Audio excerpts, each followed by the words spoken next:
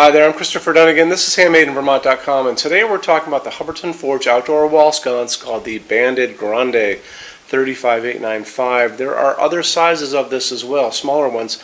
There's also a post light, matching post light, that is really awesome. You should check that out too, as well as some hanging lights as well. Okay, let's get into details on this. This is 25.9 inches overall height, 9.9 inches wide, 8.3 inches projection from the wall going out, and then the mounting height is going to be 13 inches from the bottom of the fixture to the middle of your electrical outlet box.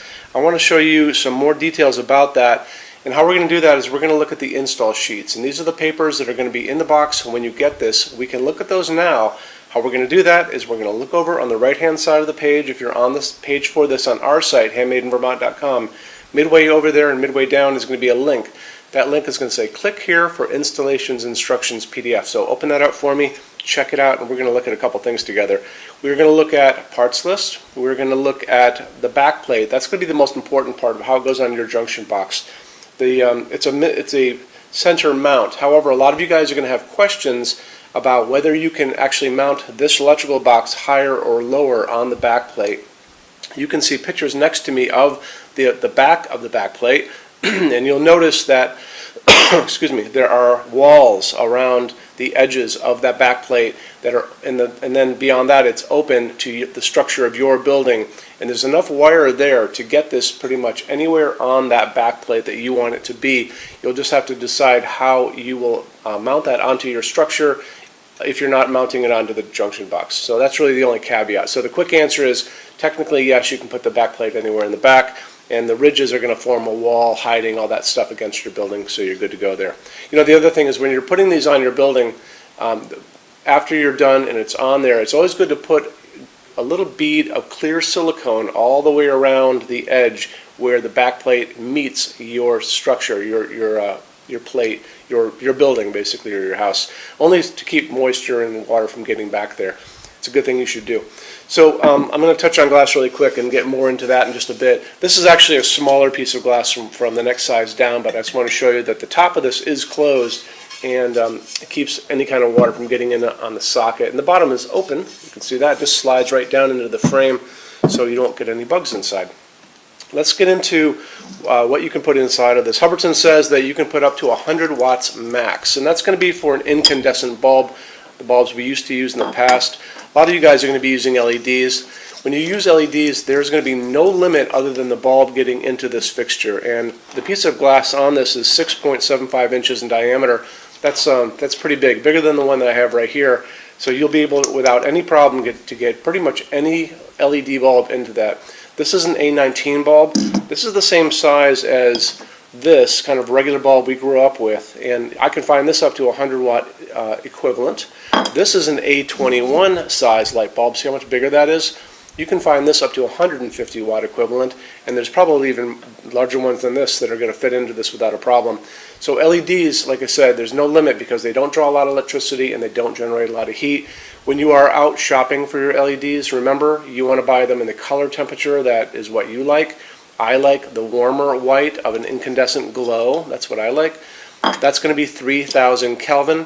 If you guys want the whiter daylight, that's going to be 4,000, 5,000 Kelvin. Really important to remember those things. A couple other little details. Buy a dimmable bulb, because you might put these around the back of your property, that you want to dim these out in the evening if you guys are hanging out there with friends drinking coffee after dinner. And the other thing is you can always put these on a photovoltaic LED, not the fixture itself, but if you're doing new construction or renovation, you have the opportunity to put one of those switches out. You can always do that too. I have that on my house.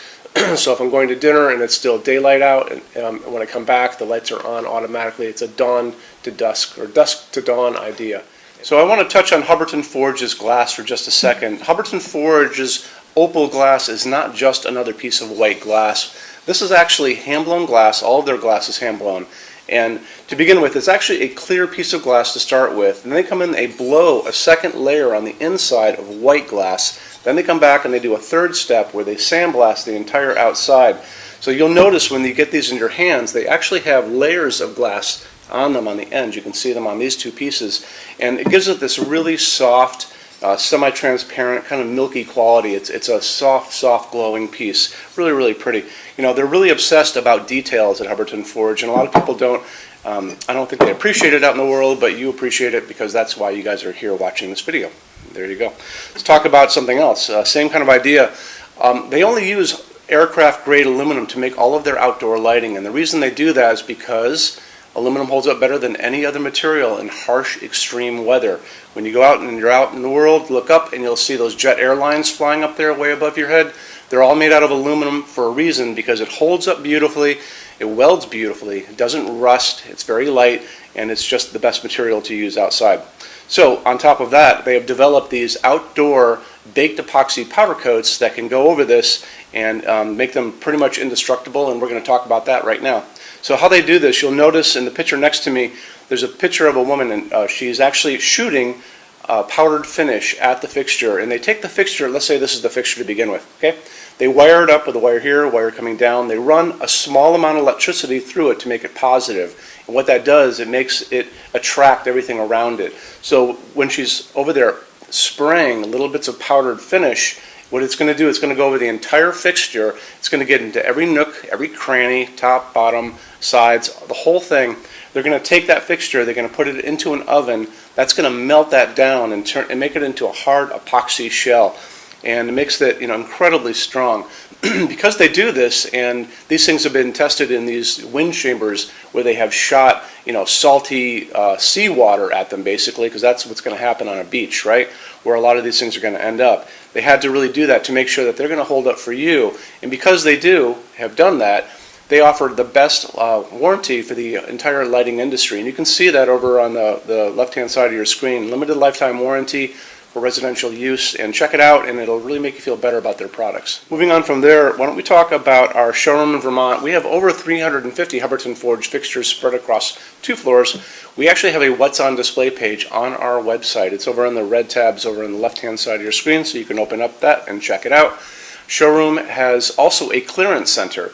So clearance center stuff is 75% off MSRP. It's an amazing deal for you. It's returns, discontinued things, and showroom samples. If you guys are going to come visit us, do me a favor, bring a big SUV, if you can, if you have one, only because the boxes are set up for shipping.